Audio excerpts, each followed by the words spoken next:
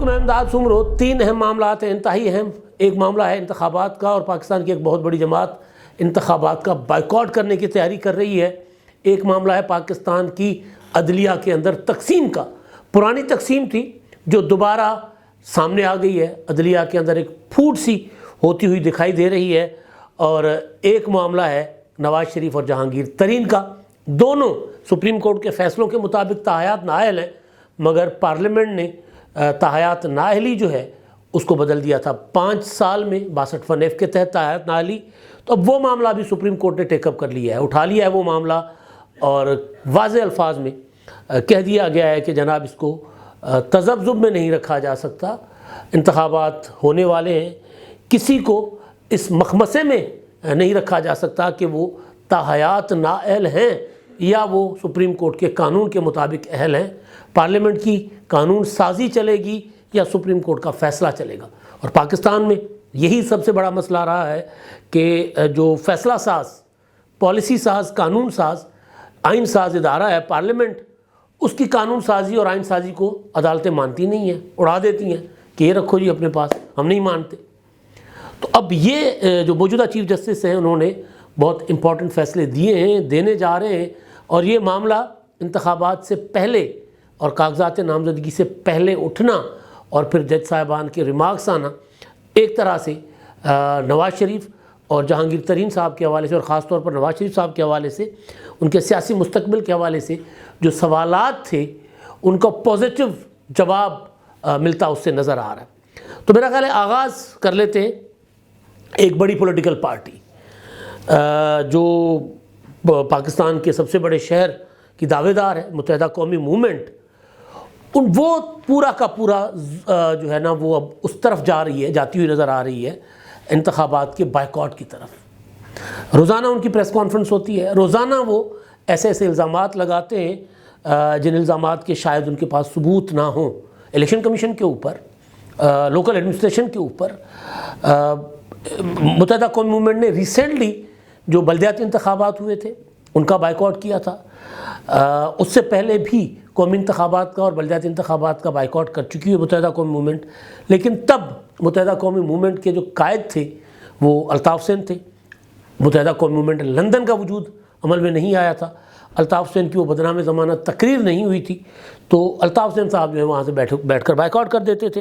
لیکن الطاف حسین کے جانے یا پارٹی میں سے متحدہ قومی موومنٹ میں سے متحدہ پاکستان کا وجود میں آنے کے بعد بھی ایک انتخاب، یعنی جو گزشتہ بلدیاتی انتخابات تھے، اس کا متحدہ قومی موومنٹ بائیکاٹ کر چکی ہے۔ اب میں ذرا اپنے نوٹس نکال لوں جو میری جو گپ شپ رہی ہے مختلف لوگوں سے اس معاملے پر، تو اس میں متحدہ قومی موومنٹ جو ہے وہ ایک ماحول بنا رہی ہے کہ جی ہمیں الیکشن سے باہر رکھنے کے لیے الیکشن کمیشن جو ہے نا وہ اپنا ان کی مخالف پولیٹیکل پارٹیز اور خاص طور پر پیپلز پارٹی کے ساتھ کر رہے ہیں ساز باز الیکشن کمیشن والے۔ اور دلچسپ بات یہ ہے کہ اس میں نام لیا جا رہا ہے الیکشن کمشنر سندھ کا حلقہ بندیوں کے حوالے سے۔ تو جو حلقہ بندیوں کا معاملہ ہے وہ الیکشن کمیشن آف پاکستان نے فیصلہ کیا تھا، ایک کمیٹی بنی تھی، کمیٹی کے اندر تجاویز مانگی گئی تھی۔ جب میں نے اس معاملے میں پھولا پھولی کی کہ یار متحدہ قومی موومنٹ ظاہر ہے کراچی کی ایک بڑی سٹیک ہولڈر ہے، اب بے شک اس طرح ان کا وہاں پر زور نہیں ہے، لیکن اس کے باوجود ایک پولیٹیکل پارٹی ہے، تو اگر ان کے کوئی تحفظات، اگر ان کے کوئی اعتراضات، اگر ان کی کوئی تجاویز تھیں تو ان کو ایڈریس کیوں نہیں کیا گیا؟ تو میں آپ کے سامنے ایک دلچسپ حقیقت رکھنے جا رہا ہوں کہ متحدہ قومی موومنٹ نے حلقہ بندیوں کے حوالے سے جو کمیٹیاں بنی تھیں، جو چیف الیکشن کمشنر کی سربراہی میں الیکشن کمیشن نے بنائی تھیں، کسی میں اور کسی کمیٹی میں انہوں نے کوئی تجویز ہی نہیں دی۔ اول تو یہ جب تجویز نہیں دی اور پھر اعتراضات ان کے ایک ہوتا ہے نا باضابطہ پٹیشن کی صورت میں اعتراضات آنا، جس طرح پیپلز پارٹی نے اعتراضات دائر کیے تھے، اور سندھ میں سب سے زیادہ حلقہ بندیوں کے اوپر اعتراضات پیپلز پارٹی نے کیے تھے۔ وجہ یہ تھی کہ پیپلز پارٹی جو ظاہر انٹیریئر سندھ میں پیپلز پارٹی کی مقبولیت زیادہ ہے، تو وہاں سے کچھ سیٹیں 2 یا 3 سیٹیں قومی اسمبلی کی اور 1 سیٹ صوبائی اسمبلی کی اور 1 سیٹ قومی اسمبلی کی، یا 2 سیٹیں قومی اسمبلی کی اور 2-3 سیٹیں صوبائی اسمبلی کی، وہ آبادی بڑھنے کی وجہ سے سندھ کے دیگر علاقوں سے کراچی شفٹ ہو گئی، وہاں منتقل کر دی گئی۔ تو پیپلز پارٹی نے اس پر اعتراضات بھی کیے، ایک ایک حلقے پر ان کو جو اعتراضات تھے انہوں نے تحریری طور پر جا کر الیکشن کمیشن میں کانٹیسٹ کیا، جہاں ایڈریس کرنا تھا انہوں نے کر لیا، جہاں نہیں کرنا تھا نہیں کیا۔ اچھا، دوسرا متحدہ قومی موومنٹ والے جو ہیں وہ یعنی سرے سے انہوں نے کوئی تجاویز وغیرہ، الیکشن کمیشن کے میرے سورسز کہہ رہے ہیں کہ انہوں نے سرے سے کوئی اس معاملے پر کوئی سنجیدگی دکھائی نہیں ہے۔ دوسرا یہ کہ حلقہ بندیوں کے اوپر اعتراض، شروع میں تجاویز، اس کے بعد اعتراضات، تو اعتراضات کے اوپر وہ الزام یہ لگا رہے ہیں کہ جو ممبر ہیں سندھ کے مرکزی الیکشن کمیشن میں، پاکستان الیکشن کمیشن میں، نثار درانی صاحب سینئر ممبر ہیں، وہ کہہ رہے ہیں کہ جی وہ وہاں پر پیپلز پارٹی کی پارٹی بن کر بیٹھے ہوئے ہیں، متحدہ قومی موومنٹ والے کہہ رہے ہیں، اور وہ ہمارے خلاف فیصلے دے رہے ہیں۔ جب میں نے پتہ کیا تو پتہ چلا کہ جو متحدہ قومی موومنٹ کے جو معاملات، خاص طور پر پہلے تو تجاویز کا معاملہ میں کہہ رہا تھا، جو اعتراضات کے معاملے تھے حلقہ بندیوں کے اوپر، وہ ان کے پاس لگے ہی نہیں۔ شروع میں ذرا کریکشن کر لوں، شروع میں کہہ گیا کہ اعتراضات جمع نہیں کروائے، اعتراضات جمع کروائے، تجاویز جمع نہیں کروائی تھی جب حلقہ بندیاں ہو رہی تھیں، اس کے بعد اعتراضات لے کر آ گئے۔ تو جو اعتراضات متحدہ قومی موومنٹ کے تھے ان اعتراضات کو سنا ہی نہیں گیا، یعنی وہ اعتراضات نثار میمن کی جو کے سامنے نہیں لگائے گئے۔ ایک جو تھا کراچی ساؤتھ کا، اس میں فروغ نسیم صاحب وکیل کے طور پر متحدہ قومی موومنٹ کے پیش ہوئے تھے، اور وہ نثار اپنا درانی صاحب کے سامنے لگا تھا، اور اس کو نثار درانی صاحب نے پٹیشنر یعنی فروغ نسیم کے حق میں فیصلہ دیا تھا۔ وہ جو مانگنے آئے تھے، جو ان کا اعتراض تھا، وہ دور کر دیا گیا تھا، وہ ختم کر دیا گیا تھا۔ باقی جتنے اعتراضات تھے ان کے، یا جتنی ان کی پٹیشنز تھیں، وہ اس لیے چیف الیکشن کمشنر نے نثار درانی صاحب کے سامنے نہیں لگائیں تاکہ یہ تاثر نہ ہو کہ جی ان کا صوبہ ہے سندھ، وہ سندھ سے ان کا تعلق ہے، تو کہیں وہ اپنی کوئی پسند ناپسند نہ کر لیں۔ اچھا، دوسرا الزام ہے نثار درانی صاحب کے اوپر کہ جی وہ پیپلز پارٹی سے ان کا تعلق ہے۔ میں نے جب بولا بولی کی تو پتہ چلا کہ نثار درانی صاحب تو کبھی پیپلز پارٹی کے ایکٹیوسٹ رہے ہی نہیں ہیں۔ سیاسی ہمخیالی ہو سکتی ہے، وہ ان کی ہوگی، ووٹ چھوڑ دیتے ہوں گے پیپلز پارٹی کو، لیکن اس طرف کبھی وہ پیپلز پارٹی کے طرف رہے نہیں ہیں۔ تو وہ وکیل ہیں، سپریم کورٹ کے سینئر وکیل ہیں، 2 بار سندھ بار کے ممبر رہے ہیں، پاکستان بار کونسل کے ممبر رہے ہیں، ایڈوکیٹ جنرل سندھ تھے، اس سے انہوں نے ریزائن کر لیا تھا۔ تو بہرحال تو وہ کئی مقدمات میں پیپلز پارٹی کے اگینسٹ، یعنی الطاف حسین انڑ کا ایک مقدمہ تھا لاڑکانہ سے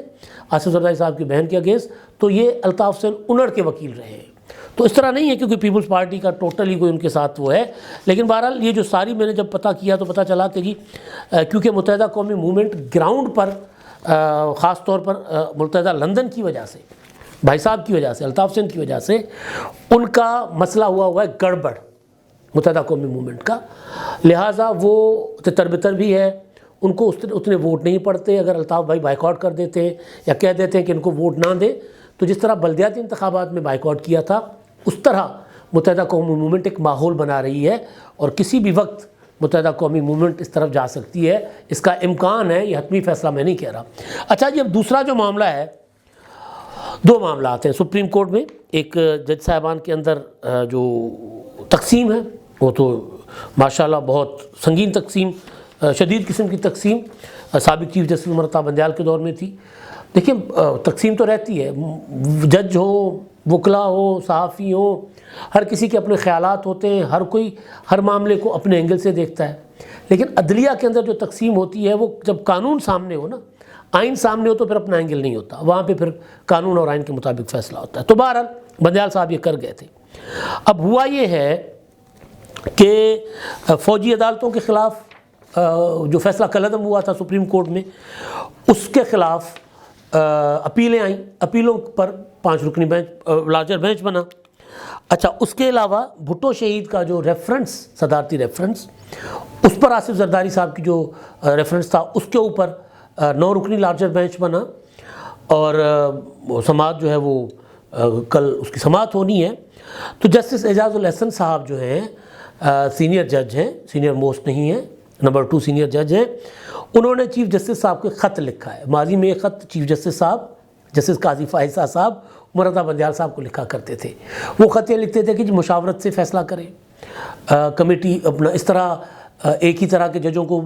اپنا بینچوں میں بٹھایا جاتا ہے، سینئر موسٹ جج صاحبان جو اس وقت کے تھے ان کو نظر انداز کیا جاتا تھا، تو اس طرح کی چیزیں کرتے تھے۔ جسٹس اعجاز الاحسن صاحب نے جو خط لکھا ہے وہ یہ کہہ رہے ہیں کہ جناب وہ تاریخیں، ڈیٹس وغیرہ سارا بتا رہے ہیں کہ 7 دسمبر کو چیف جسٹس کے چیمبر میں 3 رکنی کمیٹی کا اجلاس ہوا، 4 بجے کمیٹی کا اجلاس تھا، 1.5 گھنٹے قبل اجلاس کا ایجنڈا ملا، میں نے بطور کمیٹی کے ممبر شرکت کی، اور کمیٹی کا ایجنڈا جو 3 نکات پر تھا۔ ایک نکتہ یہ تھا کہ جی جو شامل مقدمات ہیں ان کو مقرر کرنا، دوسرا نکتہ آئینی درخواستوں کے قابل سماعت ہونے سے متعلق کمیٹی کا حکم نامہ، تیسرا نکتہ مقدمات جلد سماعت کے لیے مقرر کرنے سے متعلق پالیسی۔ وہ کہہ رہے ہیں کہ جو طے ہوا تھا نا بینچز بنانے کا، اس اصول کو یا اس طے شدہ معاملے کو نظر انداز کیا گیا ہے، چیف جسٹس صاحب کو کہہ رہے ہیں، اور یہ دونوں امپورٹنٹ مقدمات ہیں۔ تو اس میں ان کا اعتراض آ جانا، ایک عدلیہ کے اندر جو تقسیم تھی وہ کسی حد تک چیف جسٹس صاحب نے بینچز جو 3 رکنی کمیٹی ہے انہوں نے بیلنس بینچز بنا کر ختم کرنے کی کوشش کی ہے، مگر 2 اہم مقدمات پر جسٹس اعجاز الاحسن صاحب کا چیف جسٹس صاحب کو خط یہ بتاتا ہے کہ جناب معاملہ ابھی بھی گڑبڑ ہے۔ اچھا، اب دوسری چیز جو نواز شریف صاحب کو 62(1) کے تحت تاحیات نااہل کیا گیا تھا، جہانگیر ترین صاحب کو بھی گزشتہ پارلیمنٹ نے، یعنی پی ڈی ایم کی حکومت نے، پیپلز پارٹی اور پی ڈی ایم کی حکومت نے قانون بنایا اپنا کہ 62(1) کے تحت جو الیکشن ایکٹ کی ترمیم کی الیکشن ایکٹ میں، کہ 62(1) کے تحت جو تاحیات نااہلی نہیں ہوگی، نااہلی ہوگی 5 سال کی۔ اب اس میں 2 آراء تھی، ایک رائے یہ تھی کہ یہ قانون بن گیا، اعظم نذیر طارڑ صاحب وزیر قانون تھے اس وقت، اور آج بھی وہ کہہ رہے ہیں کہ قانون بن گیا، تاحیات نااہلی نواز شریف صاحب کی ختم۔ دوسری رائے یہ تھی کہ نہیں، ایکٹ آف پارلیمنٹ کے ذریعے سپریم کورٹ کے فیصلے کو ختم نہیں کیا جا سکتا، سپریم کورٹ کا فیصلہ اپنی جگہ برقرار ہے۔ تو معاملہ تھا میر بادشاہ کیسرانی صاحب کی نااہلی کا، سپریم کورٹ میں لگا چیف جسٹس صاحب اور جسٹس اطہر من اللہ صاحب کے بینچ میں۔ وہاں یہ سوال اٹھا کہ نااہلی کتنی ہوگی، تو سوال اٹھا کہ جی دیکھیں تاحیات نااہلی تو پہلے تھی،